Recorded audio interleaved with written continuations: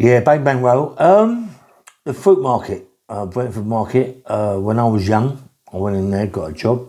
As I told you before, but I was just saying that everybody in that market, I just think 99.9% of the people in that market could really, really march on, could really have a fight.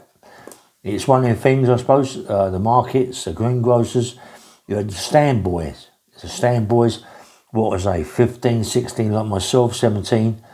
You had them that could really, like, boxing and all that, and could really have a fight. It's just one of the things you go into the market. That's what it's all about. Then you had the people the people in the actual in the stands, the salesmen. I mean, they had to have a fight because the salesmen were the worst ones in the world. Because what the salesman would do, he would sell greengrocer's stuff. Greengrocer would come in and he'd sell it to the greengrocer, and then he'd sell it a bit dearer to someone else. So when the greengrocer says, "Where's my stuff?" He went, "No, I've already sold it." He went, "Mate, sorry." And it'd be off, it'd kick off. So the salesman, nine times out of 10, could really, really have it. Then you got the porters.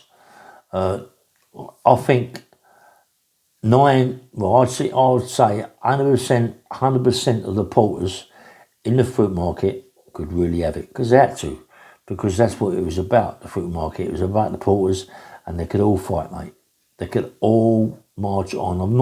I don't think there's one that I know in the market that couldn't march on.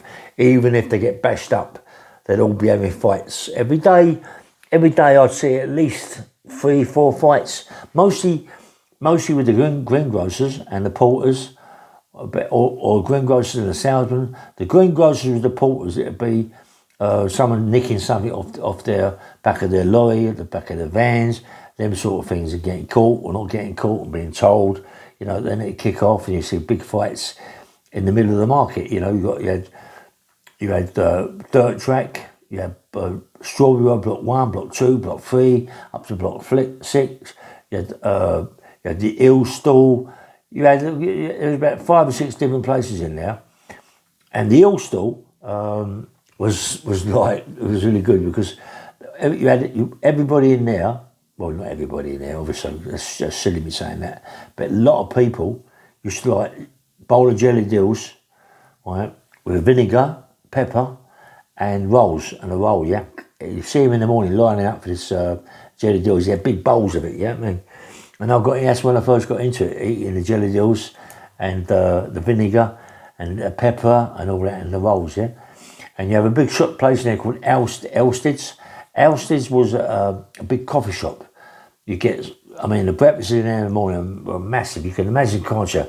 You got greengrocers, you got the porters, and they want great big breakfasts. But also, in Brentford Market, the outside of the market, you had maybe 5, 6 pubs that are open. I'm telling you, open like 4 or 5 o'clock in the morning for porters to go and have a drink. Seriously. And you'd have cafes, you had restaurants open early in the morning for the porters. I mean, you can imagine there's so many porters in that market. There was thousands in that market, yeah. So they'd all want a big breakfast in the morning, and so they'd go out and get a big breakfast in the pub. And there was good cafes across the road. I remember, Colin, we used to go on this. Do you know what I used to like this show?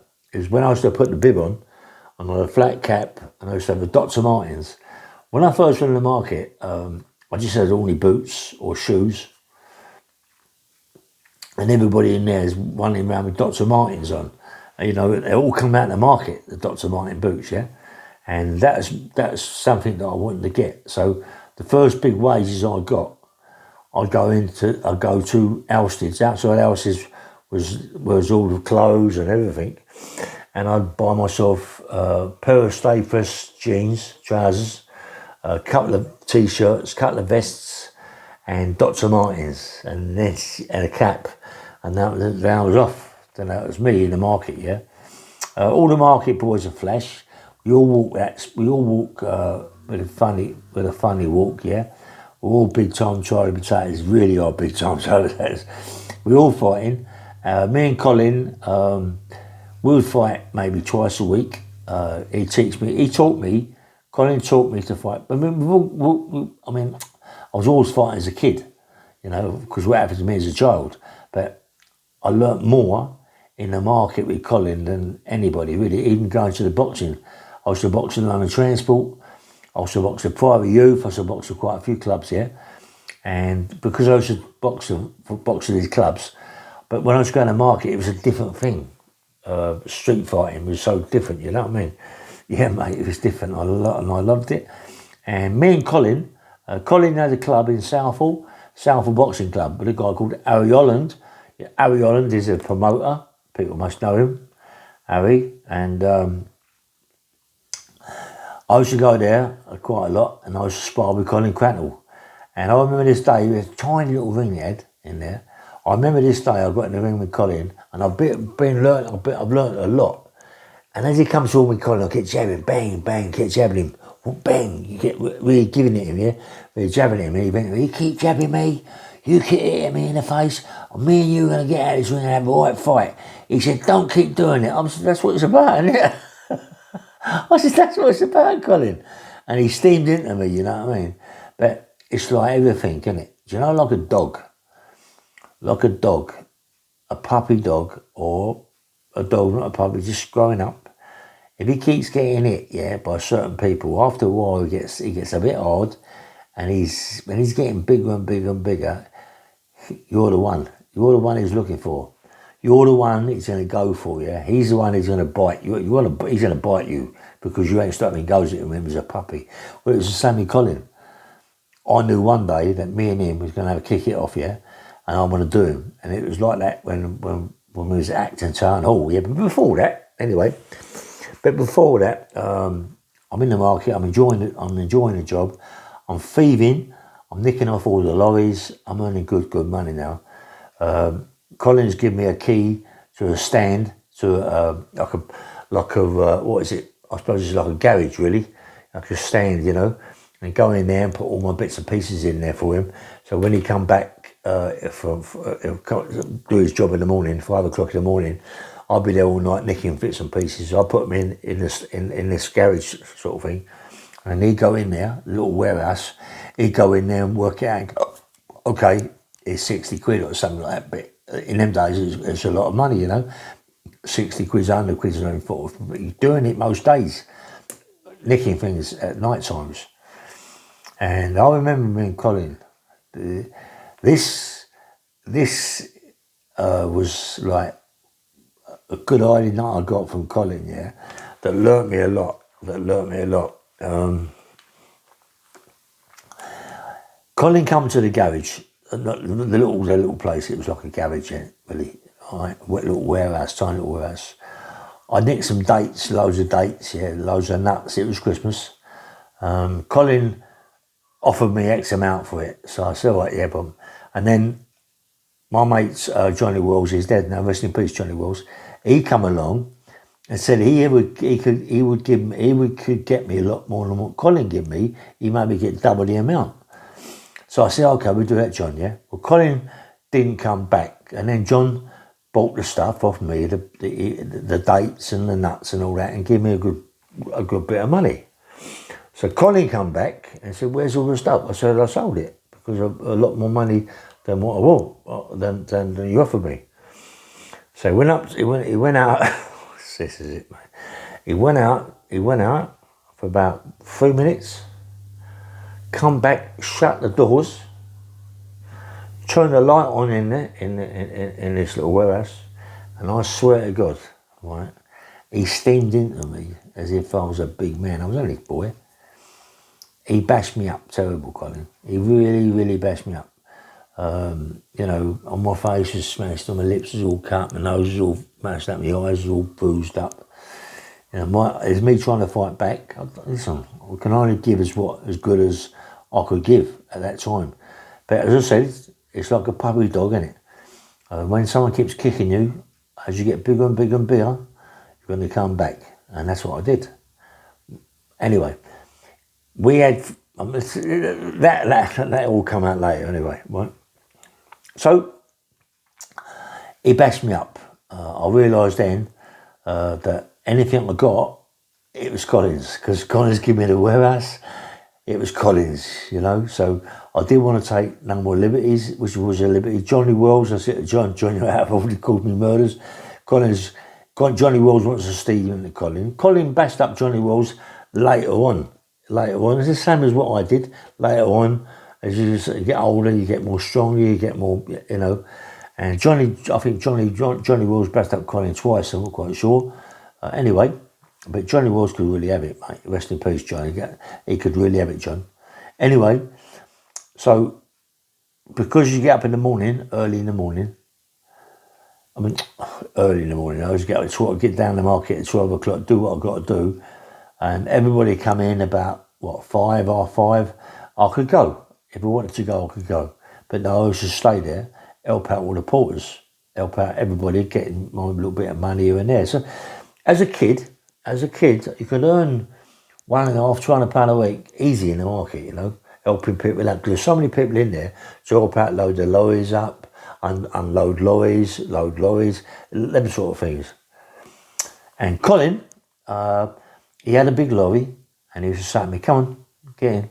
I said, where are we going, Colin? He said, we're going to Covent Garden, or we're going to Spitalfield. Like that. So what we've got to do, I said, we're loading up a load of potatoes. We're taking Jersey potatoes down there, or some other potatoes down there, or tomatoes, or apples, or oranges. Take it down there to deliver it down to Covent Garden. I'm on about the old Covent Garden, through all the lanes, yeah, and the Spitalfield. But I'm telling you something, right? Colin was well known in Covent Garden and Spitalfield. Colin, there was a lot of people in there they were row with Colin. Colin would have a row with anybody in the market. Any of those in the market he'd have a row, jump off the lorry, come on, then have a row. And he would have a row, Colin. I'm not seeing Colin all the time I was with him, going to the markets, other markets, Covent Garden, Spitalfield. I've never seen him get beat. He would always have a fight, and he'd always win. Yeah, good boxer, Colin. He was a pro. He was a good boxer, and he could really bang. If he hit you on the chin, you would go. And he would I'll see him have about 8 fights, 9 fights. I never see him lose one, and he could have it, mate. Norman Butley. He said he remembers me from the Spitalfield market and the back of the fruit market, back of a fruit lorry. And it's crazy when they say that. Do you know, I can remember Norman. I was only a kid myself, but I can remember Norman. I was a big lump, you know. I can remember Norman, and he was a lot younger than me. Yes, mate, all that game, and you know, he loved it. He loved me talking to him, and he loved it. He was he couldn't believe it. He knows me. He knew my name. He knew what I was like. He knew I was always fighting in the clubs and all that. He was Norman Butler. It's crazy, isn't it? He spoke about me, and I went, look. When he looked back on it, I thought, I remember it. You know what I mean? I'm Norman Butler. I like it, mate. When you get people that remember you and talk about it, and then you remember it yourself, it's fantastic. But what I used to do, I used to every day in the summertime, we used to finish about 12, help the porters out. Right, I couldn't be finished about 12. I used to finish in the morning about 5 when I used to come in. I used to help the porters out till 12, 1 o'clock, and then go Chiswick swimming pool, Most of us, the young'uns, used to go to Chiswick swimming pool. It was all brown, well built, you know what I mean? There's loads of us.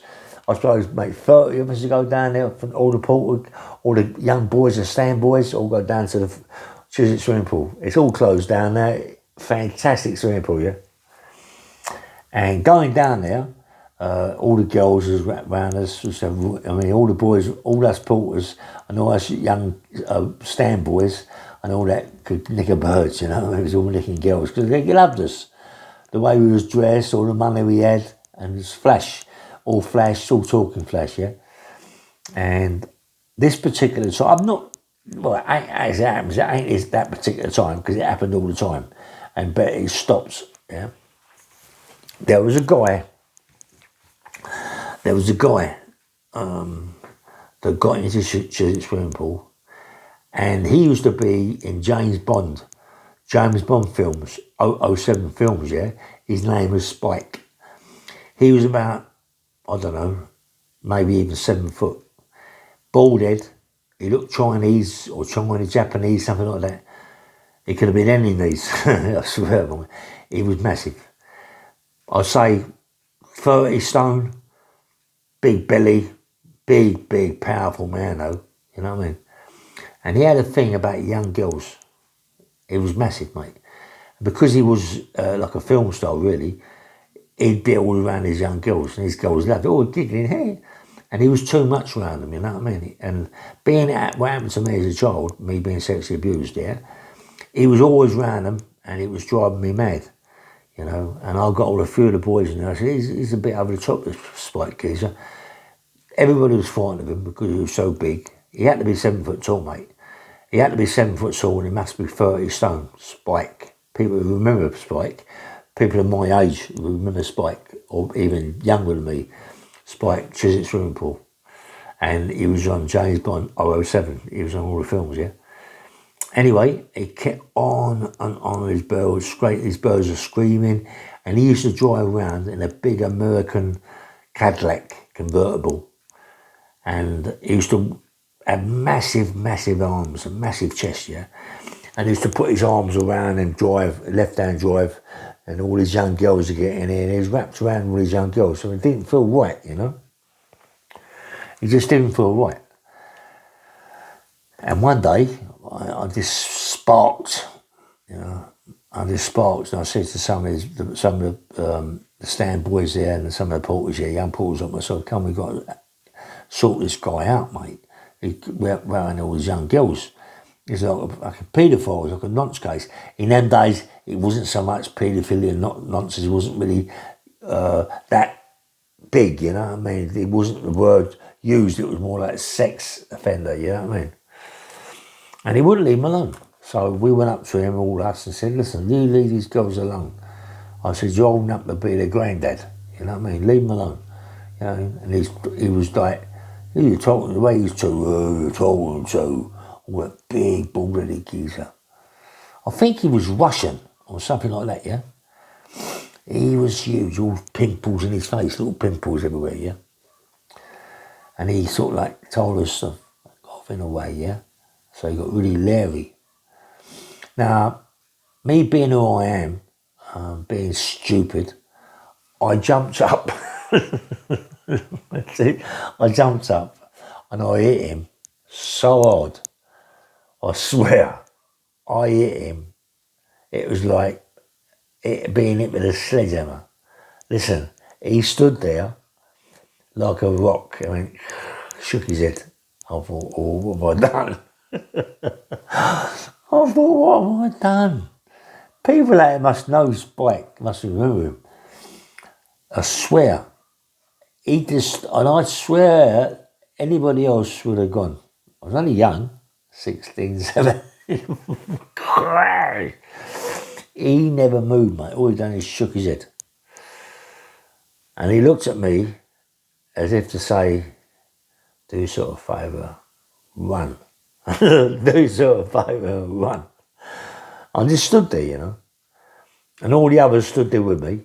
And they said, do you sort of favour, Fatty, if you ever get around these girls again, driving these girls mad, we're going to come back next time, we'll do you bad. We're going to oblige you something terrible. And they said, there's big porters down at market who are going to come down with us and oblige you. I swear to God, yeah, he could have killed me, mate. He could have snapped me like a twig. He's so big, so powerful. Come on, you hit a geezer on the shin, he just shakes his head like that. And from that day, he used to come in the pool and just lay down and sunbathe. Listen, we know he kept talking to young girls, but he wasn't so bad as what he was, yeah? He wasn't so bad, but it wouldn't done what made it worse. What made it, right, was for him to say to me, right, that I can really bang. He had his neck must have been about 30. His neck was huge. He had no neck. It was all shoulders, like bump. It was just that. And I thought to myself, for him to say to me, "Well done, son," in a sort of Russian sort of thing, fair play, you know what I mean? And I was proud of that. But I thought to myself, this geezer, what would you have to hit him with to knock him over? You know what I mean? I think there was maybe 15, 20 of us in there. I think we'd have had a handful with him. You know what I mean? I think he'd have just threw us around like ants, you know what I mean? Just, we were on him like ants, you know what I mean? And he just chucked us all off, mate.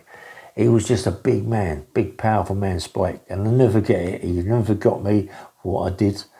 And we should go down it every day. But I swear to God, I'd never go down there by myself. Never go down there by myself. Always went 4 or 5 of us. I'd never go in that pool, around that pool area by myself, while he's around, because I've got a funny feeling he would have drowned me, mate, in the pool.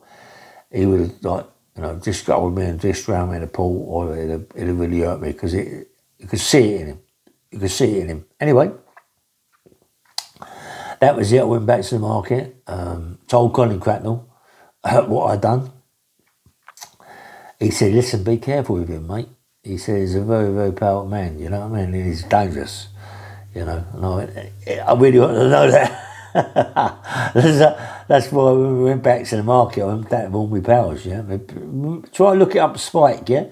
Spike, 007, James Bonds, he was always doing films with that lot. More with Sean Connery, yeah?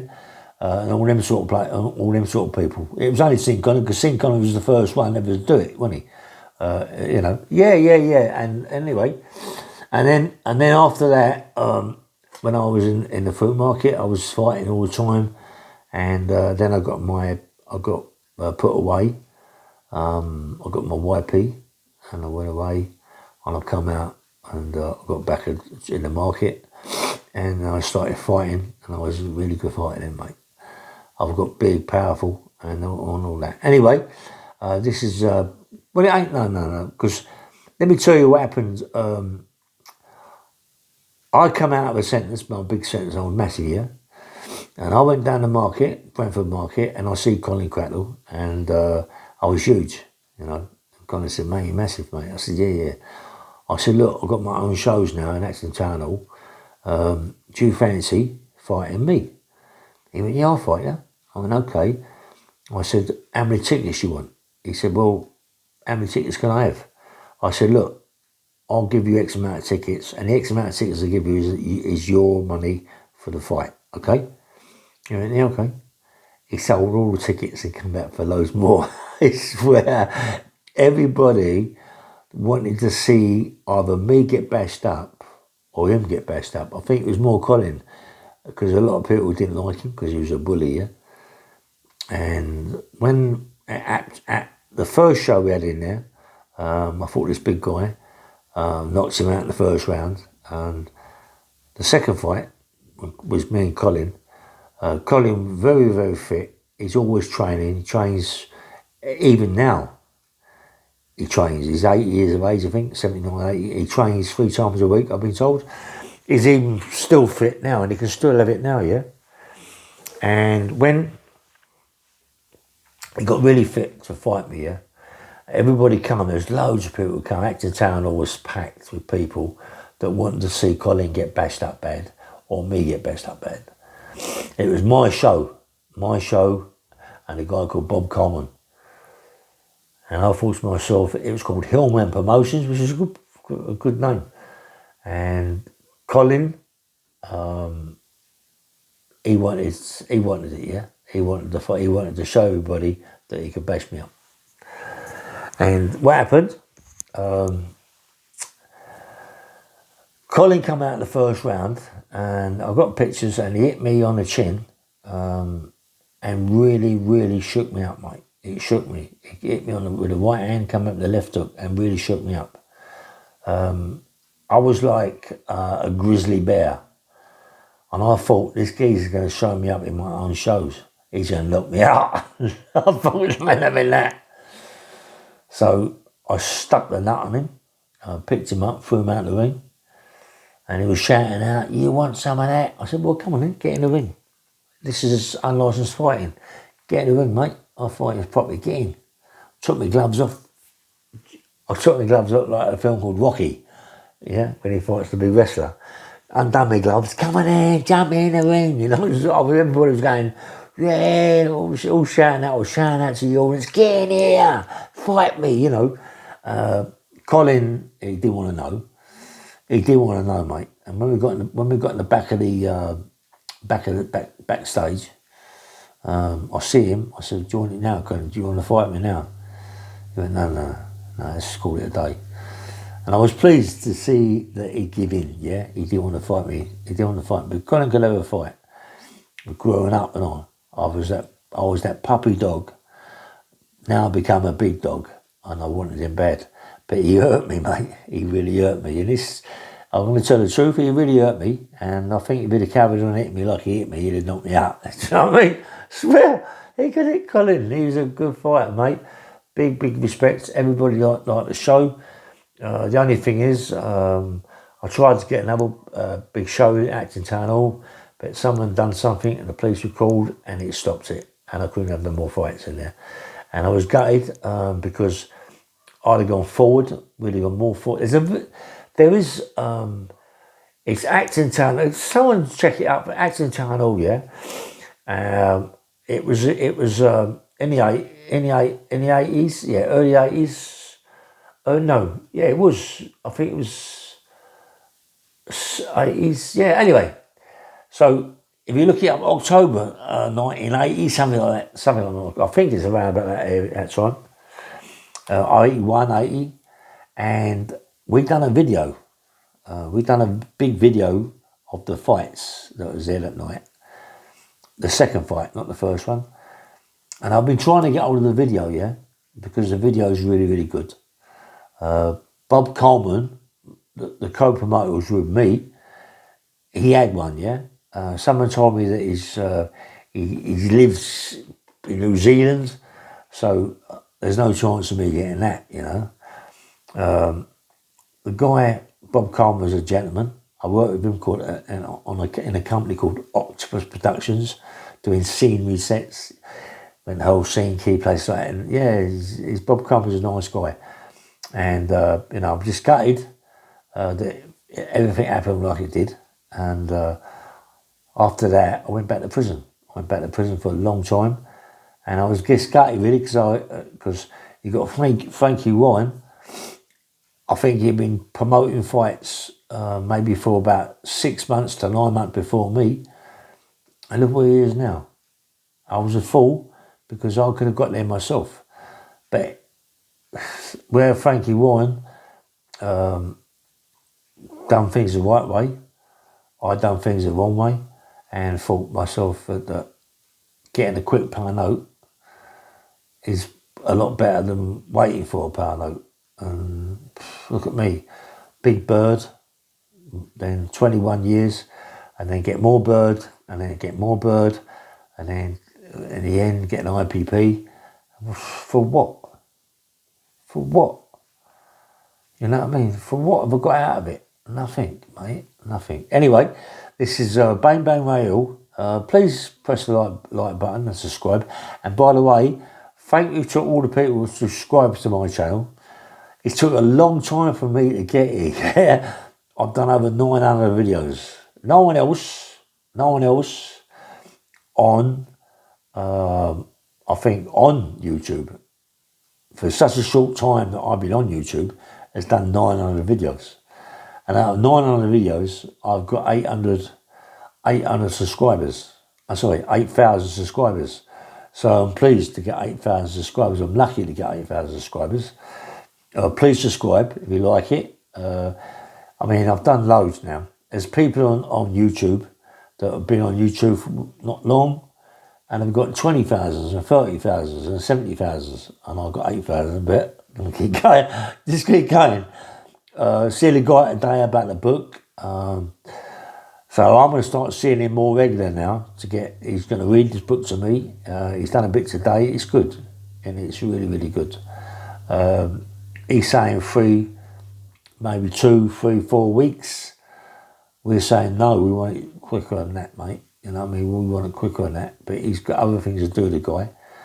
He's been paid well for this book, and all we want to do is get it out there for people to read, because it is a good book. It's a fantastic book, and there's a lot going to come out of this book. Please God, you know what I mean. Anyway, bang bang rail. Please press the like button and subscribe, and have a nice evening. Yeah? Nice one, bye.